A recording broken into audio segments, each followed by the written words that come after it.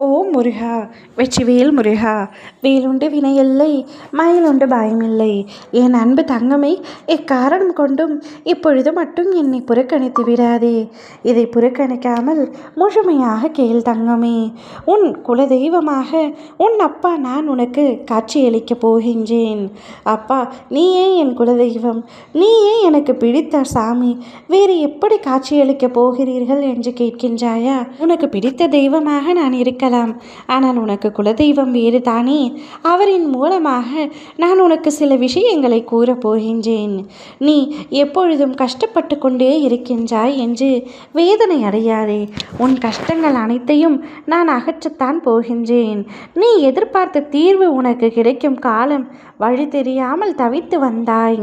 எந்த பக்கம் அடுத்து நகர்வது என்று விடை தெரியாமல் வாழ்வில் இருந்த குழப்பங்கள் இனி தீர்ந்து உனக்கு ஒரு தெளிவை தரும். கடந்த வாரத்தில் உண்டான ஒரு முக்கியமான கேள்விக்கான பதில் இந்த வாரத்திற்குள் நிச்சயம் உன்னை வந்து சேரும். வாரத்தில் உன்னை சுற்றி எல்லாம் நல்ல விதத்தில் மாறும். நான் மாற்றம் கொண்டு இருப்பதை நீ அறிவாய். எப்பொழுதும் கவலையாக இருந்தால் உன் குடும்பத்தினரும் உன்னை பார்த்து கவலைப்படுகின்றனர். எல்லோரையும் மகிழ்ச்சியாக வைத்து கொள்ளத்தானே நீ கஷ்டப்படுகின்றாய். அதற்கு முதலில் நீ மகிழ்ச்சியாக இரு. நீயும் உன் குடும்பமும் மிக்க மகிழ்ச்சியோடு இருப்பீர்கள். கவலை கொள்ளாதே. உன்னுடைய இந்த கஷ்டமான சூழ்நிலை கூடிய விரைவில் மாறி நீ உற்சாகமாகவும் சந்தோஷமாகவும் வாழத்தான் போகின்றாய். இந்த அப்பா நான் உன்னை மனப்பூர்வமாக ஆசிர்வதிக்கின்றேன். பல விஷயங்கள் உன் மனதில் குழப்பங்களாக இருக்கின்றன. அத்தனையும் தெரிந்துவிடும். எதிர்ப்புகள் சூழ்ந்த அந்த தருணங்களில் உன் கண்களில் நான் இருந்ததை நீ உணர்ந்தாயல்லவா? என் திருப்பாதமே உன்னை தாங்கி நிறுத்தியது. உன் மனதில் எழுந்த சினமும் கோபமும் என் அருளால் சாந்தமாகியது. உன் கண்களில் நம்பிக்கையின் விதையை நான் விதைத்தேன்.